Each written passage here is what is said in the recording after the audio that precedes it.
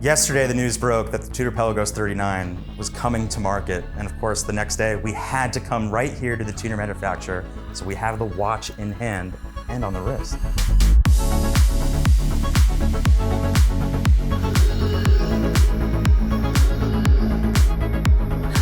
The 200-meter water-resistant case with a screw-down crown is 39 millimeters in diameter and only 11.9 millimeters thick, so it's much thinner than the original Pelagos.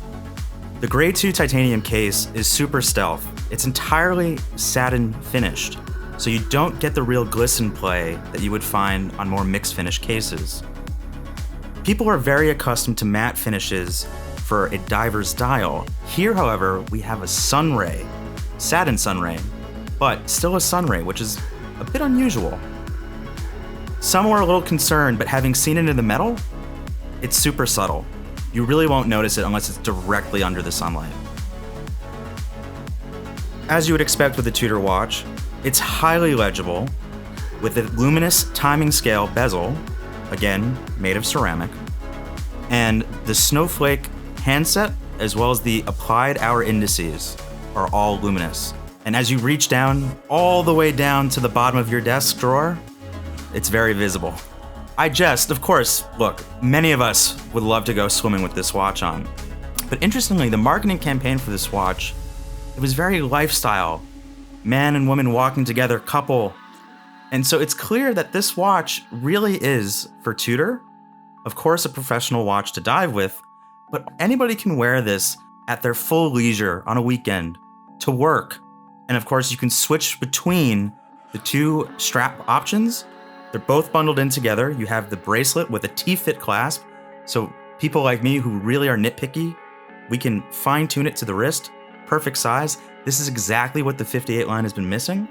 And the rubber strap, of course, can pare down the look even more, make the aesthetic that much more black, and it's super comfortable.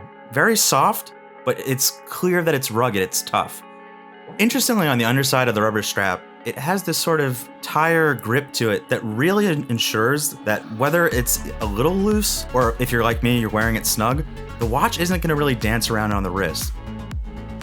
Inside the watch, we have the Tudor manufacturer caliber MT5400. This is the exact same movement found in the Black Bay 58, and it's the movement we can all say thank you to for keeping this watch below 12 millimeters thick. As we're familiar with, it has a 70-hour power reserve, silicon hairspring to defend against magnetism, and it's a COS certified caliber, so you can expect it to run very, very accurately.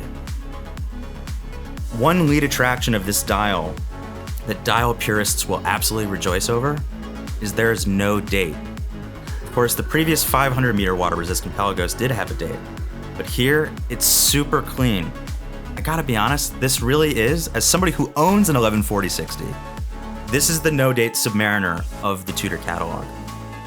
Another detail collectors picked out immediately, as soon as this watch was announced, was the red Pelagos text at 6 o'clock. Of course, it's really Tudor's sibling, Rolex, that had popularized the red text at 6 o'clock, these vintage references commanding huge premiums on the secondary market. So, while it really doesn't change anything in regard to perhaps the value of this watch, it is a nice aesthetic nod to the past. The case is fabricated in Grade 2 titanium, light and highly scratch resistant, and is entirely satin finished to maintain a full-on tool watch vibe. So, what do I think of this new watch? Well, I appreciate the new size, I appreciate the compact lug to lug. It really, looking at it as a 58 owner, it's very akin in dimensions. Look, for 4,200 francs, you really can't beat this. Go to your ADs now.